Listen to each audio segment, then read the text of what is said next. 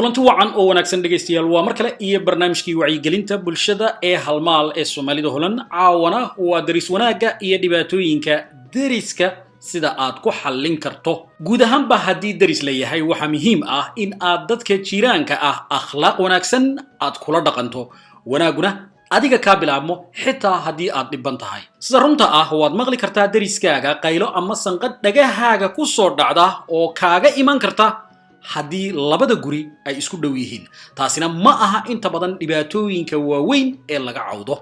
hase yeeshee haddii xaflad aad leedahay ama qaylo aan caadi ahayn oo joogto ah ka timaado dariskaaga waa mid aan loo dulqaadan karin waxaa halkaas ka dhalan kara dagaal iyo karaahi ay darisku isdhibsadaan waxaa mararka qaar dhici kara nacayb xoogan iyo cabsi weyn iyo warwar fara badan oo soo kala dhex gala dadka dariska ah haddaba waxaan wax yar caawa isku dayi doonaa in aan idin xasuusiyo noocyada dhibaatooyinka darisku ka caban karo karaahi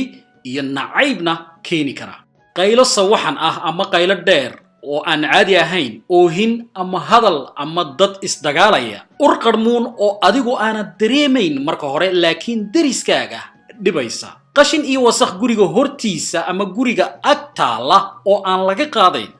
guri cayayaan ka soo baxayo sida jiir iyo barambaro iyo waxyaabaha la midka ah qof aggressive ah oo wax jajabinaya oo dariska caayaya aflagaadaynayana hanjabaad joogta ah iyo dariska oo la argagixiyo cabsi weynna kala qaada xayawaanka guriga lagu haysto ayaa qudhoodu mararka qaar dhibaatooyin keeni kara qof daroogo ama balwadi daashatay waxa laga yaabaa in aanu warba u hayn dhibaatooyinka uu dariska ku hayo ixtiraamkana uu mararka qaarba ilaababa discrimination ama cunsuriyad haddii aad dareento qof aan miyirkiisu dhammayn ama qof asaasaqa ama ubad yaryar oo aan tarbiyad iyo edaab lahayn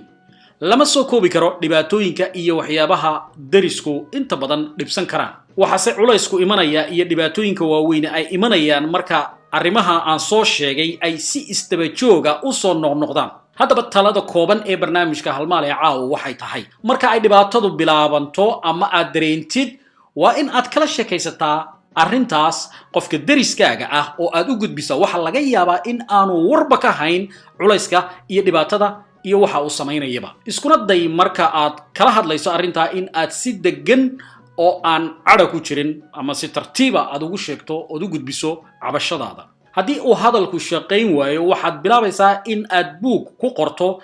cabashadaada iyo sida ay wax u jiraan markhaatina aad u samayso oo lagula arko arrintaas ka wargeli shirkadda aad guriga kaga jirto ama shirkadda guriga aad ka gadatay waxaad kaloo u caban kartaa dariska oo idin dhexdhexaadin kara gaar ahaan dadka ku takhasusay xallinta arrimaha bulshada oo xaafadda aad degan tahay xafiis ku leh waxaa kaloo jira oo aad u gudbin kartaa arrinta vik akhent oo ah askariga xaafadda aad degan tahay wareega kana mas-uulka ah waxaa lambarkiisa ku siin kara booliska xaafadda aad degan tahay waxa uu bixiyaa markaa askarigaasi talooyin dacwadaadana waxa uu sii gudbin karaa sistamka dowladda iyo xafiisyada dowladda haddii aad nafta u yaabto ama xaaladdu faraha ka baxdo waxaad u yeedhan kartaa ama aad samayn kartaa aankhift cabasho ood u gudbinayso ama aad u gudbin karto saldhigga booliska kuugu dhow ama telefonka guud ayaad wacaysaa waanay ku imanayaan waa haddii ay jiraan buuq iyo khatar weyn ama sheeko faraha ka baxday oo aad markaa is leedahay halis ayaad dareemaysaa tallaabada ugu dambaysa ayaa noqonaysa in aad lawyer ama advocaat aad qabsato si maxkamad aad ula tiigsato dacwadaada waa markay arrintu qir iyo qir noqoto guud ahaanba ismaandhaafka iyo dagaalka darisku marka islaayaan waa arrin subxaana leh waxaad kaga hortegi kartaa markaa sida tan kow waa inaad isbarataan dariskaaga marka u yar tahay waa in aad salaanta kaga horrayso oo aanad ku bakhaylin ka taxadir iskana ilaali in aad xoog u xidho albaabada iyo daaqadaha gurigaaga marka aad baxayso iyo marka aad soo gelayso ood qabta ka yarayso haddii guriga ama loox ku yaalla ama guryuhu aad isugu dhowiin oo la ismaqlayo socodka badan